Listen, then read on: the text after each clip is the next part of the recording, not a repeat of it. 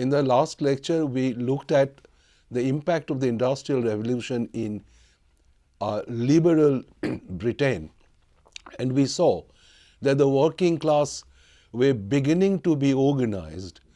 We had referred to the Chartist movement, which witnessed the outlining of the demands of the working class in a charter that they presented to Parliament.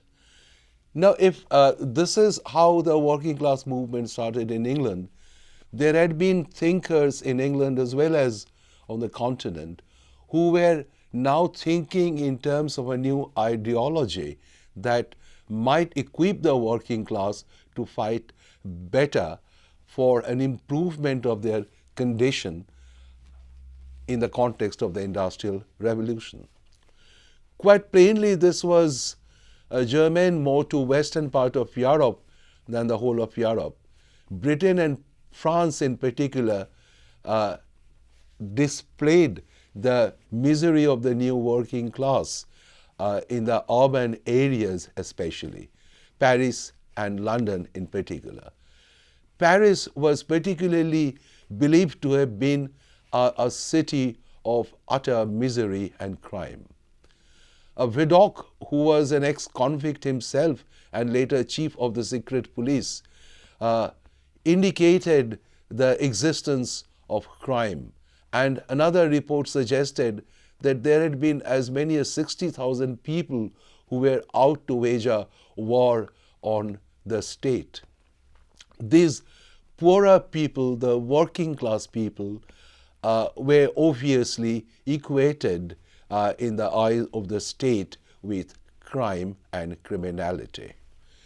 The novels of Balzac or Victor Hugo, Using the Shoes Mystère de Paris, are full of such anecdotes and vivid description of the misery of the poorer elements in the society. Now, it was in response to this misery that a new intellectual movement started, to which the name of socialism has been ascribed. The socialists were seized of the problem that the Industrial Revolution had produced in the economic, in the social, and in the political sphere. They were gradually to evolve a theory that would suggest getting away from this misery and to not only improve the lot of the working class people, but indeed to establish them as the ruling class, as it were, in a new situation, in a new social and political and economic organization. It was, to begin with, an intellectual response rather than a mass movement immediately. They drew heavily on their predecessors in the 18th century, though some would say that these utopian ideas can be traced back even to the 16th century, the ideas of Sir Thomas More as enshrined in his Utopia. They were in England during the English Revolution of mid-17th century, the levelers, the diggers, the ranters, who had visualized a kind of a communal society which would be distinctly different from the existing organization. Even during the French Revolution, we have Mobley and Morelli and their ideas, and later Babeuf's conspiracy of equals, or even Buonarroti, who were later to play a significant role in Italian politics. Now, all these people were particularly concerned with social justice and with equality, the notion of equality. They suggested a gradual transformation of the society, and at a level it is possible to suggest that what they were thinking of was a gradual reform of the existing society, a kind of a change from above. What they expected was a change of heart among those who were primarily responsible for economic and social exploitation, and This would therefore produce the reforms and give a better standard of living to the working class. And therefore, these people have been called Utopian socialists. Some of them thought in terms of production, some of them thought in terms of organization, some of them even thought in terms of anarchy.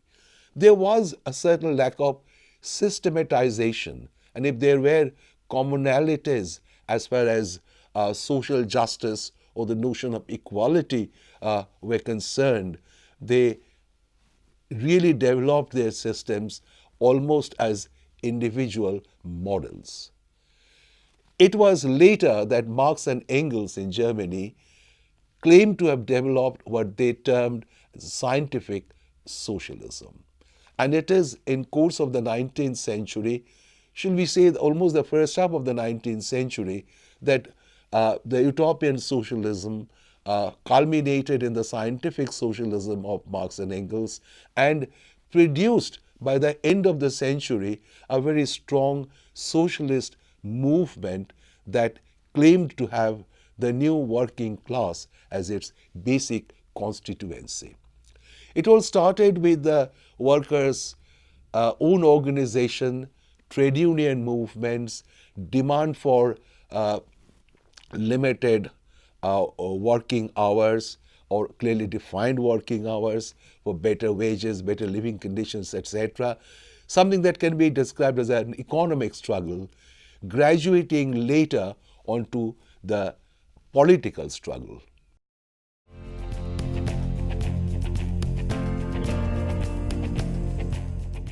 Socialist ideology at a level was born in France in the first half of the 19th century. The weakness of the working class movement as such produced several doctrines of emancipation. Particularly around the 1830s, you find a convergence between these ideas and the ideas of the Romantics. There was quite a bit of commonality in what these two groups were thinking about and suggesting. They believed that the society tended to be corrupt. They were valorizing passion, which had an ennobling role, and they wanted women's rights. We have to think of Sainte-Beuve, George Sand, Victor Hugo most certainly, and their relationship with men like Lamennais, Saint-Simon, and Pierre Leroux. Let us begin with Saint-Simon. Saint-Simon was a nobleman who had fought in the War of American Independence. Then he bought biens nationaux, that is confiscated property during the Revolution, and speculated in this and was ruined. He worked as a clerk, then as a pawnbroker, and he was to develop his ideas that had been labeled sometimes as a part of the Utopian socialist doctrines. He wrote a book called De la réorganisation de la société européenne. In this, he conceived a European federation and a parliament of savants and intellectuals, which will draw up the code of general morality and based on freedom and conscience, with institutions and educational system common to various people. After 1815, Saint-Simon gradually turned his attention to the economic questions, explaining, however, production rather than consumption. He wrote a huge 4-volume De l'Industrie. It would be necessary, he said, now to replace the government of men by government of things. He suggested a new technological organization of a society, and he famously said that power should give way to abilities. The philosophy of the 18th century was revolutionary. The philosophy of the new age needs to be organizational. It was necessary to organize. Later, he even started a movement called New Christianity, new kind of a religion that did not believe in miracles and supernatural beliefs. basically he was against the exploitation of man by man, and this is what he considered as the real evil. He wanted to put an end to competition by means of exchange or organization of credit and industry, elimination of parasitic idlers, the suppression of inheritance, and sanctification of labor and talent. Again, he said, he put forward a formula that to each according to ability, and to each ability according to work. But this was to lead to a new society. Whether that would be real socialism is another context. But obviously this was too impractical, too unorganized to lead to a systematic thought or even attempt a systematic reorganization of the society. His followers later developed his ideas, Enfantin wrote and put them on a clearer terms particularly. He even later set up a community of love in 1832. He had some impact on Germany on Friedrich List and particularly the poet Heinrich Heine. Later there also developed a kind of Saint-Simonian commercialism or a commercial Saint-Simonism. He went to Egypt and was the first to talk in terms of a Suez Canal, an idea that became a reality much later, a few decades later, but that he did. And indeed, many of his disciples ultimately invested in railroad, in companies, and they were now concerned more with producing wealth than distributing it. And this first, one of the earliest advocates of kind of socialism was, however, a little too individualistic to have a very broad and wide appeal. Charles Fourier was a humble shop assistant and a dreamer. Fourier wrote a book called Nouveau Monde Industriel in 1820.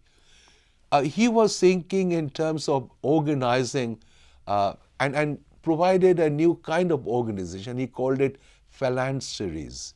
These phalansteries, each unit would consist of 1,620 people, and a network of organization would create a new social networking, and in this people will be rewarded according to the capital invested, labor spent, and skill employed.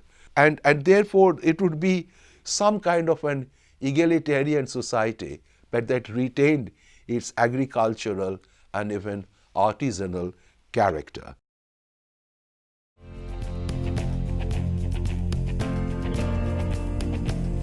There was Proudhon. Proudhon was an artisan from a peasant stock. That was his social background.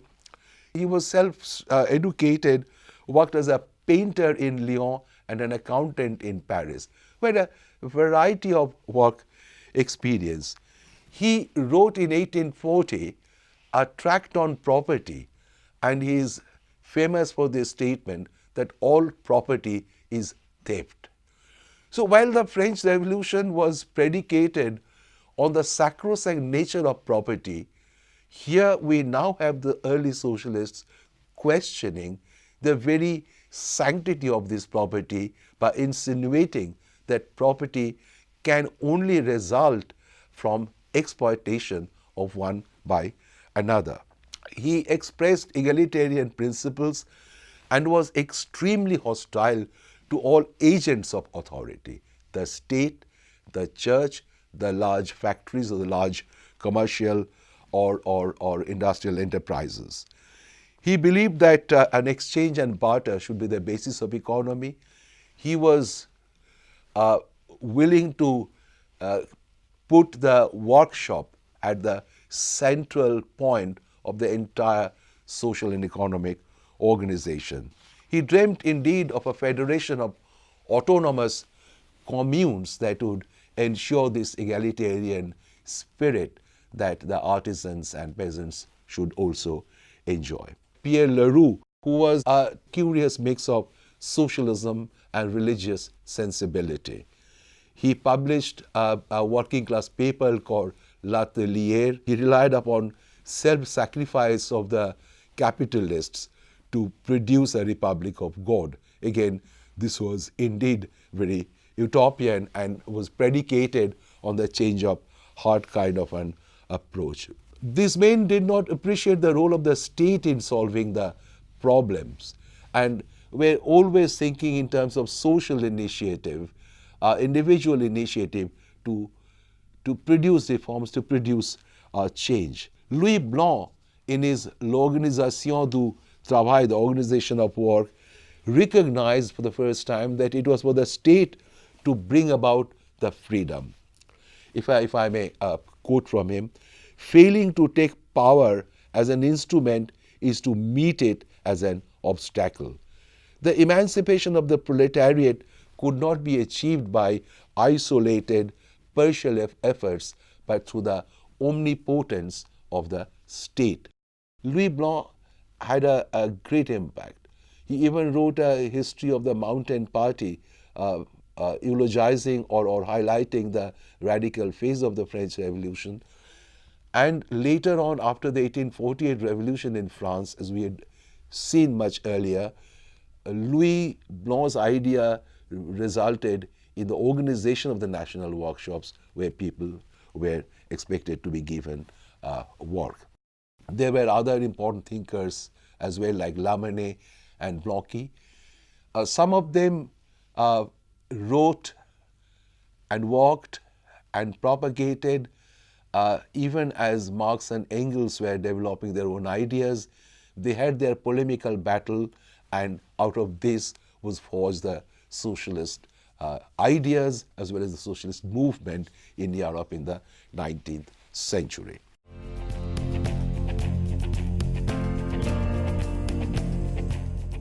In England, we have some people who were called the English Jacobins, for example, John Thelwell, Thomas Spence, or Charles Hall.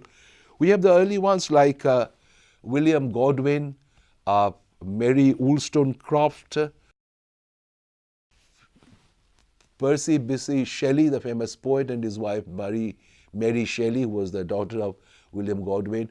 They were also, the Utopians were thinking of a new society, of a new order. They were deeply influenced by the French Revolution. Now, as E.P. Thompson or Eric Hobsbawm had suggested, in many of these movements, you see the old radical religious sensibilities of the dissenters still having a role to play. So there was a continuity from what was happening in, or what did happen in England much earlier. Such expressions were seen in the events of Luddism in England in the first decade of the 20th century, where the aggrieved people broke the machines, etc. William Cobbett was one of the more authentic representatives of the old English radicalism. Robert Owen in England was a manufacturer, a philanthropist. He started his new Lanark Mills, where he tried to experiment with a kind of cooperative society. Then you have exchange, you have work vouchers, depending on the work one put in. He also went to America and created his new community of New Harmony, but these did not prove to be very practical applications and were not very successful.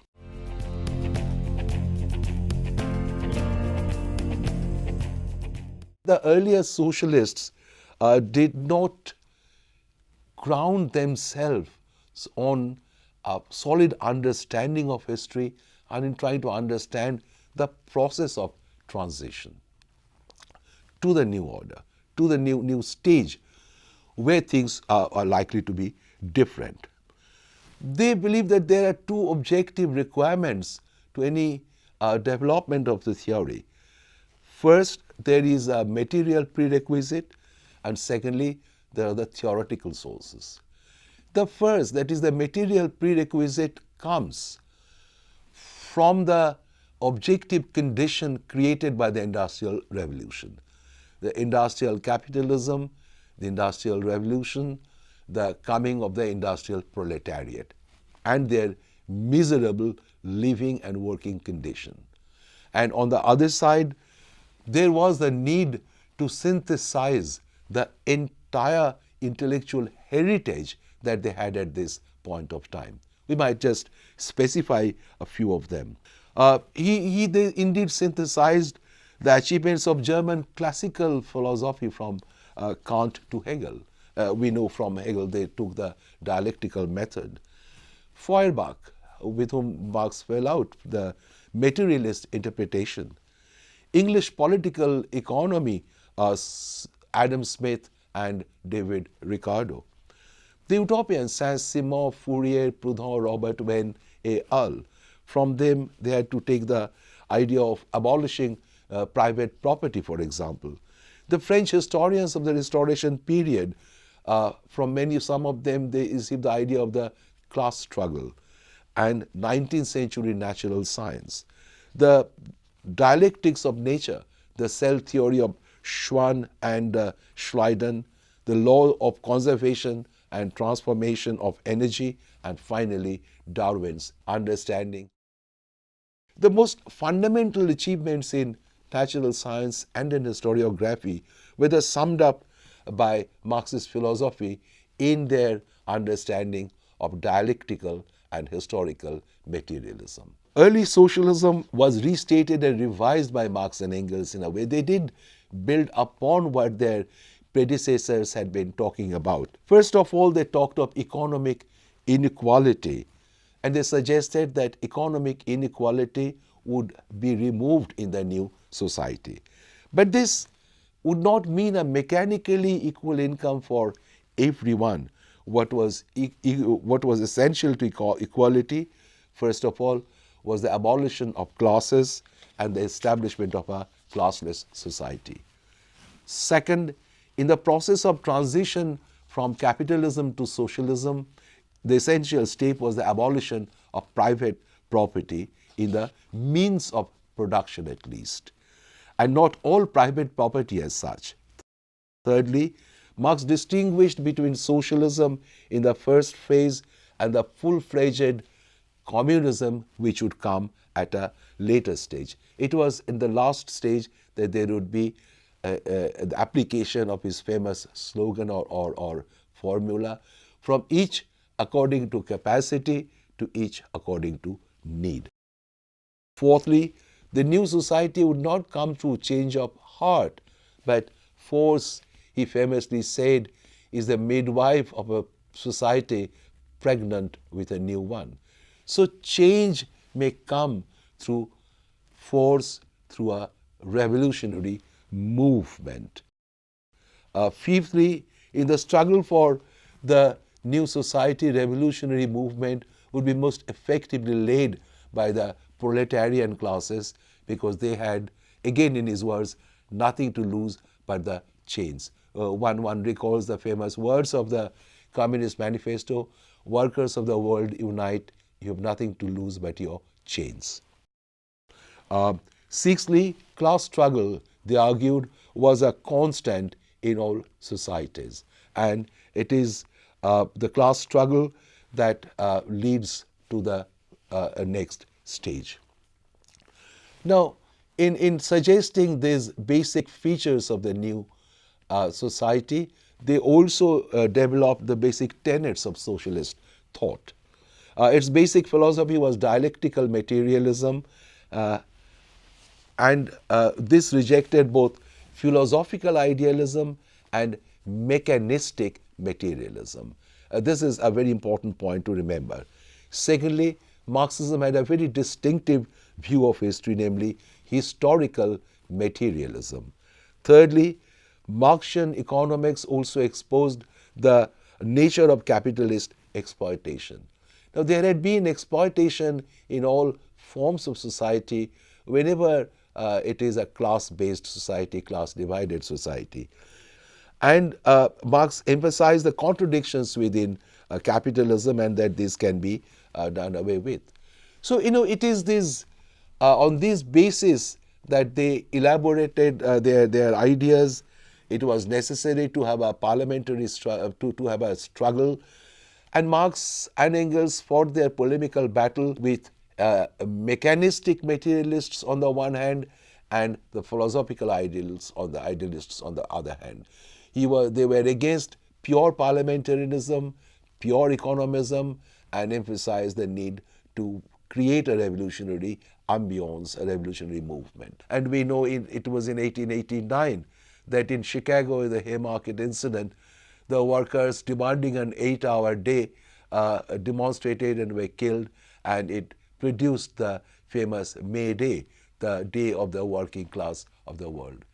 It was in this fashion that first the ideas were brought forward, the ideas germinated, and at the same time there was praxis or practical attempts to put these ideas into practice, to organize the working class, to first kind of an economic struggle where they would have more of their benefits, a slightly better life, but ultimately created a political struggle of the working class to achieve their goal, ultimate goal. And it was in 1917 that finally a socialist revolution saw the light of day.